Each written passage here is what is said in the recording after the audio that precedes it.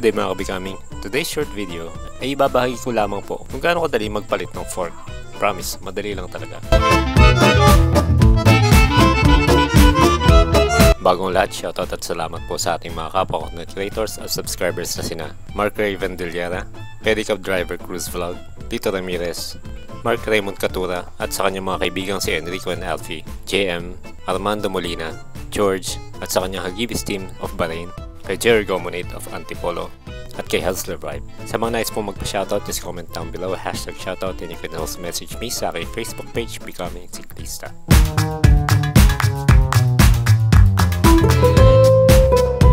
Rigid fork din ang ipapalit ko sa aking lumang rigid fork. Ito ay rigid fork na Submit K1 27.5 at ito ay non-tapered. Subalit, ito ay applicable din sa mga suspension forks na oversized at non-threaded o basta ang steerer tube ay non-threaded at either aluminum or steel, tapered o non-tapered. Ito ang mga tools na kakailanganin natin. Lagaring bakal, lapis, Allen wrench set, flathead screwdriver, martilyo, star nut setter o installer na may libre pang star nut. Ang brand nito ay Levical. Subalit kung carbon fiber ang iyong fork, hindi mo na kailangan ng installer na ito, even ang star nut. Ang kakailanganin mo lang ay ang carbon fork expander na mangangailangan lang ng Allen wrench para maikabit. Baka mangailangan ka rin ng kahoy na sangkalan kung sakaling walang QR protector yung fork na ipapalit mo. Also, hindi ko pala naisama yung metro o measuring tape at panghasa na ginamit ko rito.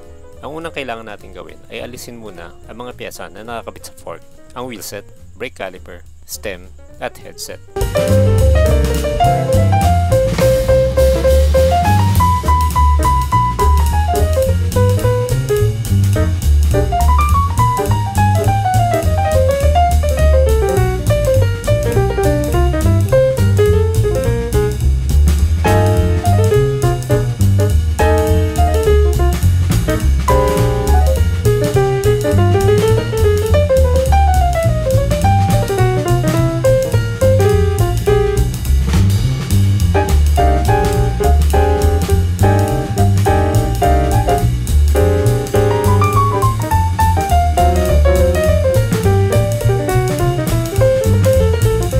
Kung hindi ka familiar sa pagkakasunod-sunod ng parts ng headset, I suggest picturean mo muna bago mo ito totally baktasin sa steerer tube.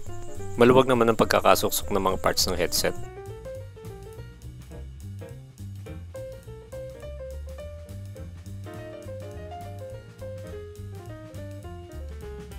Maliban dito sa crown race na nakasnug fit talaga sa base ng steerer tube, kaya kailangan ng kaunting tumbok ng flathead screwdriver at martilyo.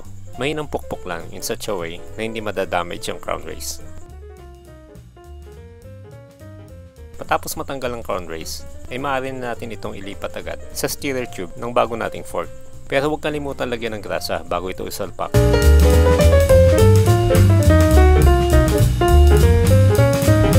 Pwede na rin nating isama rito ang lower bearing ng headset.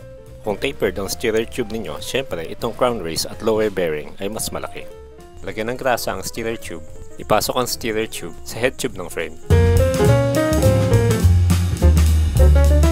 Then, ang iba pang parts ng headset before the stem. Then, ang spacer kung meron. In this case, wala akong spacer na kailangan.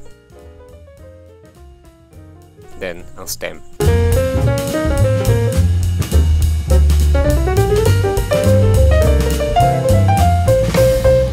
Matapos ito, ay kailangan nating guhitan ang steerer tube ng lapis. O pwede rin namang sukatin na lang ang sumobrang part ng steerer tube.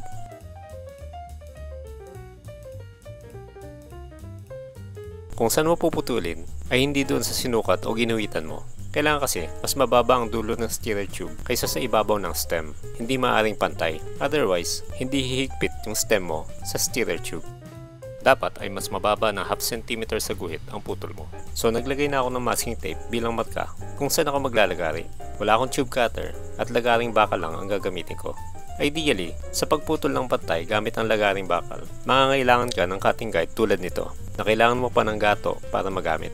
So para maging pantay pa rin ang aking pagputol, kailangan ko lagariin ng paunti-unti at paikot ang steerer tube hanggang ito ay tuluyan na maputol.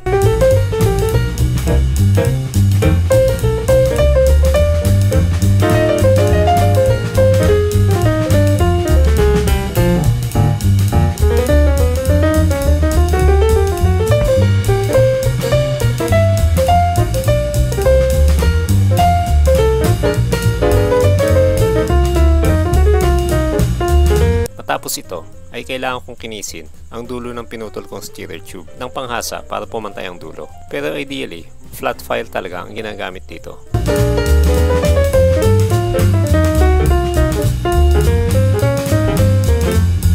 Matapos ito, ay pwede na natin lagyan ng grasa ang dulo ng loob ng steerer tube at ilagay na natin ang star nut gamit ang star nut setter. I-screw muna ang bolt sa bagong star nut, then patong ito sa steerer tube. Then, ilagay ang guide na cylinder. Kung walang QR protector ang fork, make sure na nakapatong ang fork sa kahoy na sangkalan para hindi masira ang QR mount ng fork. Maaari na natin pukpukin ang star nut setter hanggang bumuo na sa steerer tube ang star nut na mga 1 cm.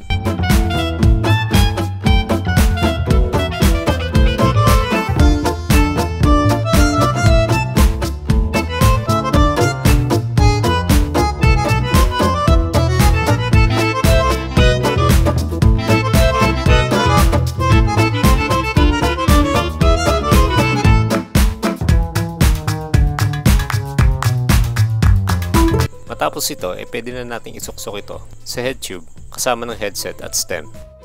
Pero bago yan, ay lagyan muna natin ng grasa ang steerer tube.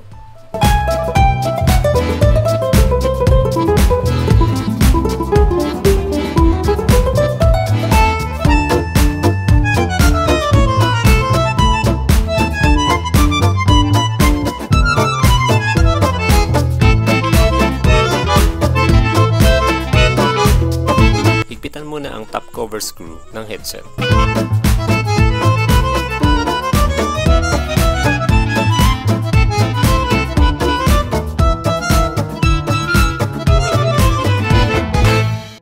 Ilagay yung front wheel sa fork.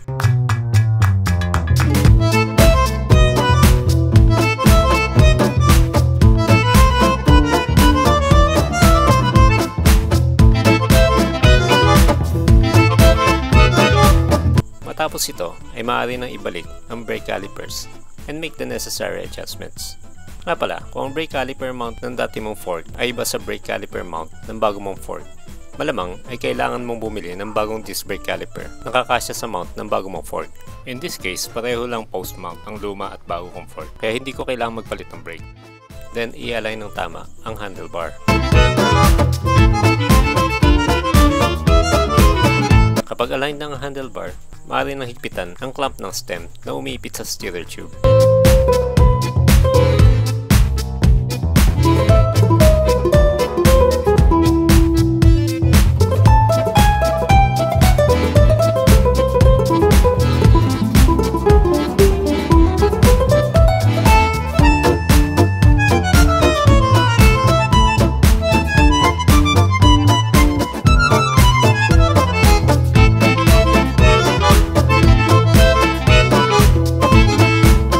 So about 1 cm lang ang iniliit ng tire clearance sa fork. So mataas pa rin ang aking pedals. So hanggang dito na lamang po. Kung meron kayong mga katanungan o ano pa man, please comment down below. This is Becoming Siklista. Please like this video, don't skip ads, and please subscribe. Salamat po sa panonood.